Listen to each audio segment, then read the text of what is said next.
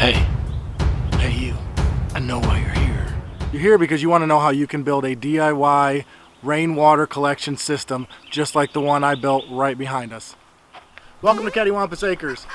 If you are part of our Cattywampus crew, welcome back. Thank you for joining us yet again on another one of these exciting videos that we're going to do for you. And this one we're going to teach you how to do rainwater. If this is your first time joining us, hey, check out the rest of our videos and consider subscribing because we got plenty of other stuff that we can show you how to do and plenty of other homesteading, self-sufficiency things that we do on this channel. But enough about subscribing. Let's go ahead and get into this. What you see behind me is a rainwater collection system that I built, and it was very easy and very, very inexpensive. There's just a few key parts to it that you'll need to remember. There are a lot of rainwater collection calculators online. I used one, don't remember the name of it. We're collecting rain off of half of this roof. The part we're collecting off of is 12 foot by 24 foot, plus we have a small awning that also has a gutter on it as well. That gives us about 300 square feet. In this part of Georgia, we get about 52 inches of rain annually on average, which is a lot of rain, but you can do this no matter where you're at. If you take those numbers and put them into a rainwater calculator, that'll come out to about 9,700 gallons a year that we can collect. Now this tote that I have inside here is only 325 gallons, but we're going to be using this rainwater to water our orchard, which is several trees, and our garden that's behind me. So I want to talk about what you're going to need to build a system just like this at your own home or your own farm. So what you're going to need is these PVC gutters that are back here. We used the PVC ones because they're inexpensive and they're very strong and durable. These rain gutters are only about $4 to $5 for a 10-foot section. Now there's also several fittings that you'll need to put these up. These will be the downspout hangers, the end caps, as well as the downspout parts in order to get the rain off your roof and your gutter down into your tote. These things are going to change depending on your specific house, your specific water collection design, as well as whatever tote or barrel you're using to put all your stuff into. Another thing you're going to need is a tote or some type of rain barrel. What we have inside of here is a 325 gallon IBC tote. These are the ones that are inside the cages. We have two of these that we got, and I believe we found them on one of these local websites, and we got two of them for 20 bucks. So all in all, that's a very inexpensive thing for us. What I will mention is you want to make sure that the ones that you get have not contained any harmful chemicals or anything like that. Typically you want something that's food grade. Before we installed this, we used our pressure washer to clean out the inside very thoroughly, and so now it's nice and clean, spick and span inside of there.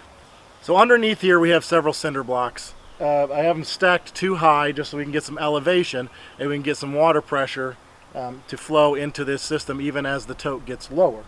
And don't underestimate the weight of water. This tote can hold 325 gallons of water. Water weighs about 8.35 pounds per gallon. So if you total that up, you're talking right around 2,700 pounds that this is going to be holding. So almost 1.5 tons of water is going to be inside of here. So don't underestimate this. Don't just use some 2x4s or something to support your specific water tote because it will fail and you don't want that. The nice thing about these cinder blocks is they're meant to support plenty of weight. So I would suggest using concrete, cinder block, some kind of heavy duty foundation. Now the next thing I want to show you is this. This is a leaf eater. These can be purchased on Amazon. This is where we got ours from, and what I'll do is I will put a link to this leaf eater in the description below the video so you can pick one of these up yourself. Now these cost about $40, but they are 100% worth it. What this does is this catches the rainwater and debris coming out of your gutter before it goes into your PVC and down into the tote. They come with a removable screen. You can take these out and dust off the debris at any time after a rainfall or anything like that, and it's a very fine mesh screen that does a really good job. What I've noticed is after the rainfall, when it dries out, the leaves and debris that's collected on here tends to just blow off, so that's pretty nice. But I do pay attention to it and dust it off occasionally. Another thing you're going to want to do is have something to keep out algae from growing inside of your system. With the water and the sun, algae is going to want to grow, just like if you had a swimming pool, anything like that. So what we've used is these dog-eared fence pickets, pretty inexpensive.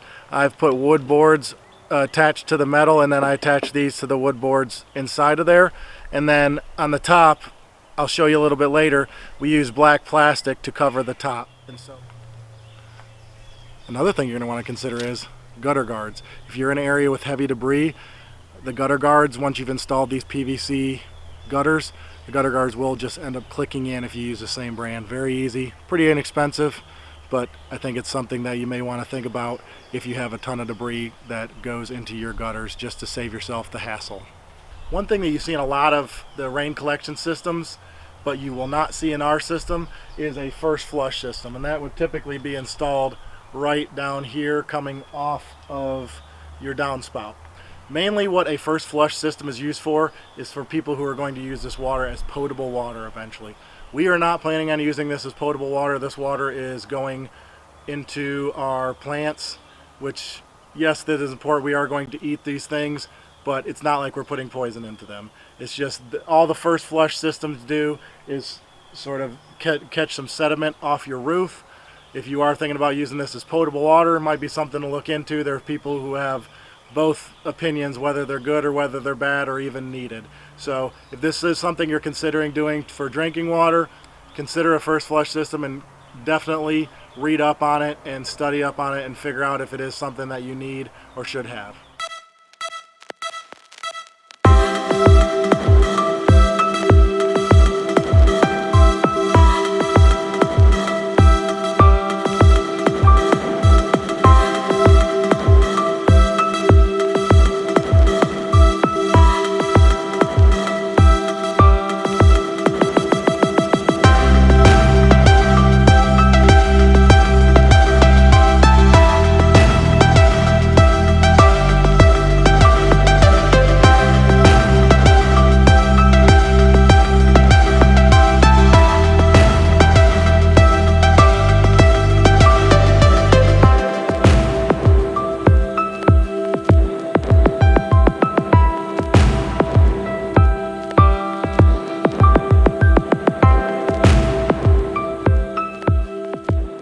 Right here I put a drip edge in because it was dripping off the edge. So in the meantime, while I was working on a million other projects, I had one of these installed. I'm not going to put it back in. It stinks. It had the whole gutter all clogged up, so I'm not going to do it.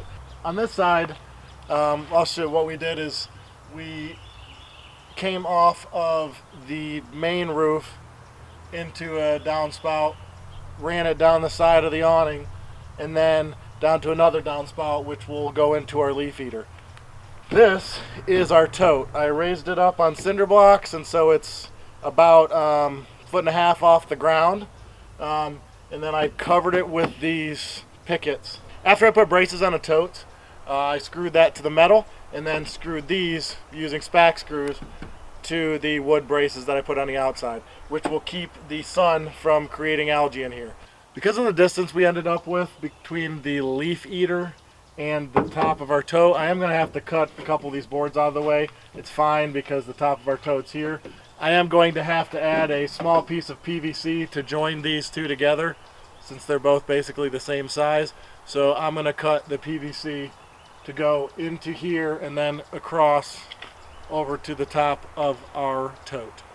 It should be noted I'm not going to actually glue any of these. It's not required. There's no pressure. The nice thing is if I don't glue it, I can change it anytime if I don't like it or if I want to rearrange it. Okay, cut a piece to the right size. If you don't know it already, PVC cuts very easy on a miter saw. Little tip, leaves it nice and clean and it deburs it. So little thing that I like to do all the time.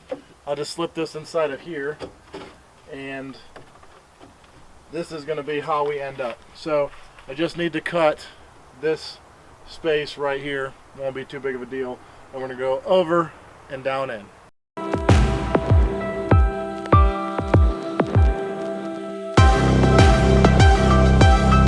If you don't have a hammer at your house, you should probably get one.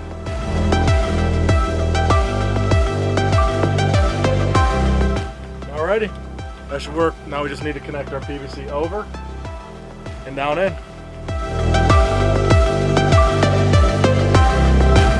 So we're going to run a piece of 3-inch PVC from here to a 90 right here.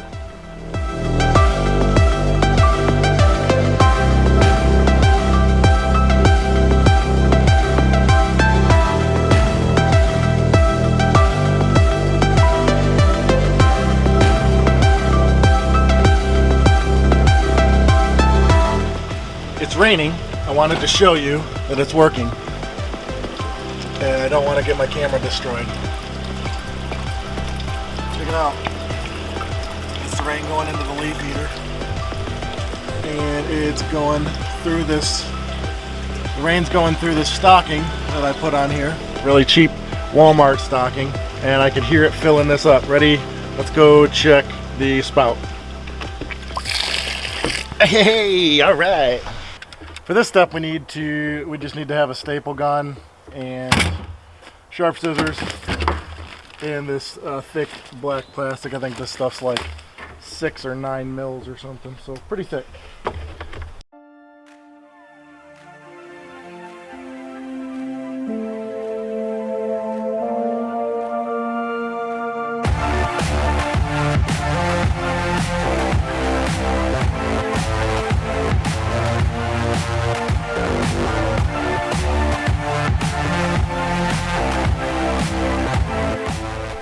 Just like that, we put our PVC through, and the goal is I'll make sure I staple it nice and tight, so any of this rain that sits up here, instead of collecting, hopefully the idea is, probably won't work this way, the idea is that that rain will also sort of go down into our stocking pantyhose thing as well.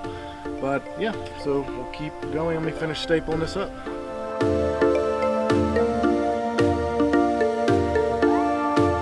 Okay, so that's done. So this should shade our tote from the sun from the top, and then our dog-eared pickets here will shade it from the sides. Hopefully we get no algae growth in here. We will pull this PVC out occasionally and check it just to make sure, because that's pretty gross and gets pretty nasty. I would definitely recommend not skipping this step.